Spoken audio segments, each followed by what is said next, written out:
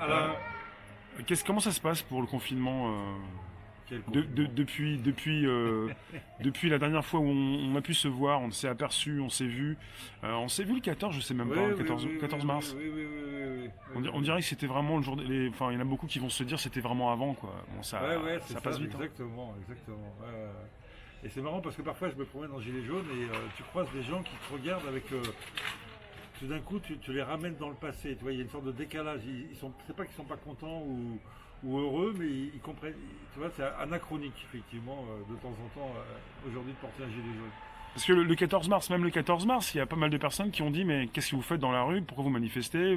Vous avez peur de rien? Vous vous moquez de qui? Il y avait déjà pas mal de personnes qui entraient dans une psychose parce que le coronavirus était déjà là. Ouais, Enfin l'idée du coronavirus, le virus était là aussi. ouais, ouais, ouais, tout à fait, tout à fait. Bah écoute, c'est toujours pareil. Ouais. Il y a un moment où quand tu pousses tes causes réellement, tu peux pas t'arrêter à des dangers. Il y a un moment, il faut que tu ailles au-delà du danger pour faire aboutir ta cause ou ton combat. Donc je pense que c'est ce qui a principalement motivé ceux qui étaient là. Hmm. Bon, en plus, parce qu'il faut se rappeler, c'est-à-dire qu'il n'y avait pas que les Gilets jaunes, il y avait le grand rassemblement des écolos, la jeunesse contre le climat ou pour le climat, Oui. et il y avait aussi un rassemblement contre les violences policières. Donc c'était un rendez-vous sensationnel pour les Gilets jaunes. Important national. Important national, et pour Paris, là, il y avait 3 grosses manifs en même temps, quoi. Et effectivement, cette opportune, ce virus opportun a permis d'empêcher d'annuler ces rassemblements. Donc, on va dire que ceux qui étaient obéissants ont annulé Le climat. le climat La manif du climat. et même ceux qui luttent contre les violences policières. Voilà, ça a été annulé. Ça a été annulé et a été maintenu seulement les gilets jaunes. Et écoute, moi je dirais, alors évidemment, je sais pas exactement comment le dire, mais on voit bien, moi je vois bien en tout cas que la réalité de ce... On avait raison de ne pas avoir peur. Déjà, si tu veux, quelque part, le gilet jaune, il est formé au mensonge médiatique. Et déjà, on sentait quelque part qu'il n'y avait pas le danger qu'on était en train de nous raconter, quoi. Et de fait, aujourd'hui, on voit les bilans, on commence à voir les premiers bilans. Et ça confirme, si tu veux, que on est dans une grande manipulation plus que dans une grande pandémie. Tu penses à un virus comme une grippe ou un peu plus fort, mais qui va pas forcément tuer tout le monde. C'est ce qui a été aussi notifié, ils nous ont précisé qu'il n'y avait pas un grand degré de létalité, moins de 2% pour les moins de 50 ans, un petit peu plus après au-dessus de 50 ans. Pas une grippette, parce que maintenant ceux qui ont dit grippette, ils se sont fait torpiller à la TV, mais on n'est pas à la TV là. Mais un truc un peu dur quand même, qui va revenir écoute, saison après saison comme la grippe et qui peut faire mal. On sait, ouais, enfin je sais, on sait T'en même penses quoi? pas, Moi je te dis, puisque l'INSEE là, vient de sortir les chiffres des morts du premier trimestre. Et c'est moins que 2018. C'est dans la moyenne des autres années. Il n'y a pas de, il y a rien de nouveau, quoi, si tu veux. On a une dizaine de virus par an. Donc celui-là, bon bah effectivement, il est réel, c'est une réalité ce coronavirus. Mais pas plus, pas moins que les autres. c'est pas le premier de la famille des coronavirus qui existe. C'est ça aussi le coronavirus, le mot, on l'a découvert dans l'album Astérix, mais ça faisait un moment qu'il y avait certains virus. Oui, oui, oui, oui. Déjà, Tout à fait. qui tournaient. Oui, moi j'ai entendu un Africain dire que c'est depuis les années 60, un vétérinaire africain, qui combatte le coronavirus depuis donc les années 60 et qu'eux ils savent le combattre. Et moi dès le départ, c'est marrant, je suis tombé sur cette vidéo que je ne retrouve pas. Et le mec, tu sentais que c'est une pointure, un vétérinaire très très sérieux, et qui disait mais nous on ne sera pas touché parce que le coronavirus meurt à partir de 20 degrés. Donc, Ah oui. ouais. Et si tu veux, moi j'ai gardé ça en tête et je remarque qu'effectivement j'attendais les beaux jours. Et là on entend le professeur Raoult à Marseille qui dit ça y est, c'est terminé. Tu les sens tous qui disent ça y est, c'est terminé par rapport à leurs statistiques, machin. Les cas qu'il y a eu en Afrique ou dans les dom-toms, ce sont des cas importés, Oui. d'accord, qui ont pris l'avion. Mais ensuite, ça ne s'est pas développé de manière extraordinaire. Tu vois, peut-être t'en as peut-être, comment dire, contaminé un ou deux en passant, mais après, ça s'est vite étouffé, quoi. Donc, écoute, moi, voilà, je trouve évidemment que bon, mais là, justement, moi je suis pas un spécialiste évidemment du coronavirus et de la médecine, mais je trouve qu'au-delà de ce problème qui soit provoqué, pas provoqué, etc., il y a un putain d'effet d'aubaine pour les politiques et qui génère là une grande campagne mondiale. Donc là, il y a quand même une embrouille derrière, hein, parce que si avec nous encore à être cons. Parce que c'est mondial et il y a des personnes qui vont te dire, des personnes qui peut-être regardent beaucoup plus les médias dits traditionnels, la télé, tout ça, qui vont te dire c'est mondial. Comment tu peux penser, toi si tu me dis que ça se passe dans le monde, enfin comme une sorte de complot, tu vois, quelque chose comme ça. Oui, mais quand c'est mondial. C'est pas complot, c'est une question de monopole.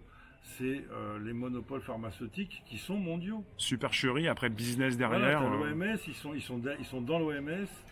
Et c'est eux qui vendent les médicaments aux 3/4 des pays du monde. Mais si on commence par Big Pharma, avec ceux qui se font de l'argent, on peut peut-être beaucoup plus mieux s'exprimer pour peut-être convaincre, je sais pas si tu veux convaincre, en fait, par rapport à des personnes qui ne sont pas convaincues comme toi de ce qui se passe, de ce qui se trame. Je parlais de convaincre peut-être des personnes qui n'en sont pas convaincues du business. Parce qu'il faut que tu tombes malade pour que ça rapporte. Si t'es pas malade, ça rapporte pas. Voilà, maintenant on appelle ça des clients, si tu veux. Alors, ils essayent de dire non, une patientèle, tu vois, entre patients et clientèle. Les personnels de santé nous ont parlé d'usagers. Ouais, voilà, bon, voilà, mais eux ils essayent, je pense que c'est eux les derniers, là, ceux que tu as rencontrés, ce sont des gilets jaunes, entre guillemets, c'est la base. Effectivement, nous sommes des usagers du service public, a priori. Oui. Donc c'est à ce niveau-là, je pense qu'ils nous. Mais si tu veux, dans la médecine générale, maintenant, on est devenus des clients. Oui. Et donc, non, moi je vais pas c'est aux gens de constater, d'aller voir Big Pharma, Sanofi, combien de pays ils fournissent. Il faut bien comprendre que si tu ne produis pas tes médicaments, tu dois les acheter. On est d'accord, donc voilà. Et il y a énormément de pays qui n'ont pas de production de médicaments. Et donc ça a créé des empires pharmaceutiques. Effectivement, ces empires se sont bien créés d'une certaine façon, et c'est de cette manière-là. Et donc, si tu veux, là, on les voit, ça fait un moment que tout le monde repère que ces empires ont envie de... de toute façon, ils sont dans la quête de profit. Donc, une pandémie, ils en parlent depuis longtemps, et une pandémie avec un vaccin mondial, c'est le jackpot, évidemment. Il y a de plus en plus de personnes qui parlent de vaccin actuellement. Maintenant, c'est le côté vaccin. C'est pas de plus en plus, c'est le président lui-même. Oui. Qui a dit que c'était la seule vraie solution, alors qu'elle n'existe pas encore, mais ils te disent que c'est la seule vraie solution. C'est quand même extraordinaire, tu vois. Alors qu'on a tous repéré que c'était éventuellement la chloroquine, donc une sorte d'aspirine, et tu vois, je veux dire, qui était accessible comme l'aspirine. Et puis donc la chaleur, la chaleur de la météo qui vont vaincre la... Voilà, et donc, mais là, eux, ils sont un peu à la bourre, donc c'est pour ça qu'ils nous baratinent sur les chiffres, évidemment, ils sont un peu à la bourre. Je trouve qu'ils se sont pris assez tard. Moi, le 14 mars, tu vois, je dis, mais c'est trop tard. C'est la fin d'une grippe, si tu veux, le printemps. Tu parles après du 17, le premier jour du confinement, tu penses que c'était déjà même trop tard de le faire? Pour moi, si tu veux, voilà, pour qu'elle soit vraiment... elle m'aurait fait plus flipper, ce coronavirus, s'il nous avait attaqué en novembre. Oui. Et là, tu tapes tes 6 mois d'hiver avec ton coronavirus. Oui. Mais là, voilà, tu vois, au bout d'un mois, on est en chemise... ça va être compliqué dans tous les quartiers de Paris, ici, mais pas que celui-là, de faire entendre raison à ces personnes de rester chez elles le plus longtemps possible. Tout à fait, dans le sens... Puisqu'il y a beaucoup plus de personnes qui sortent en ce moment, j'ai l'impression. Exactement, oui.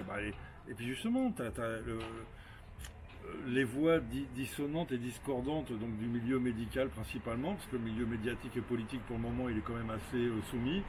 Mais dans le milieu médical, donc des types comme le professeur Raoult, en tout cas des médecins, qui sont dans le réel tous les jours, là, à essayer de sauver leurs clients, leurs patients, mais tu vois, en tout cas les gens de leur village, les gens de leur quartier, etc.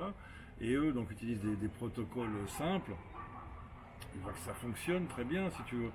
Et alors maintenant, effectivement, après on verra leur attitude par rapport au vaccin, parce qu'on les a habitués eux-mêmes à vacciner pour la grippe depuis des années, donc ils vont dire c'est un plus. Donc ça, tu vois, ça...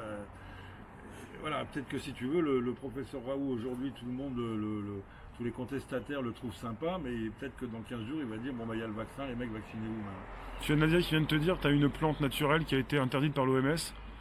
Je te cite, Nadia, qui est dans la room. Ouais, écoute, salut Nadia. Il y en a plusieurs, en fait. Ils appellent ça, là j'en parlais tout à l'heure avec un gars de Nouvelle-Calédonie, un gilet jaune de Nouvelle-Calédonie. Ah, c'est très important ça, il faut regarder le rond-point 2.0, les émissions outre-mer, si vous voulez de la bonne humeur. Tu consultes beaucoup d'émissions, tu en fais toi-même, toi tu continues de proposer tes... Ah oui, oui, Je vais te dire, oui. je suis pas allé voir. Bah, On est tous occupés à chacun de son ouais, côté. C'est pareil, exactement, puis on peut pas se taper toutes On les, essaye. toutes les vidéos. Ouais, Ouais. on essaye, on en regarde, puis après il faut en sortir aussi un peu. Donc oui, bah même j'en produis quasiment une par jour en ce moment. Ça fait 3-2 jours que j'en...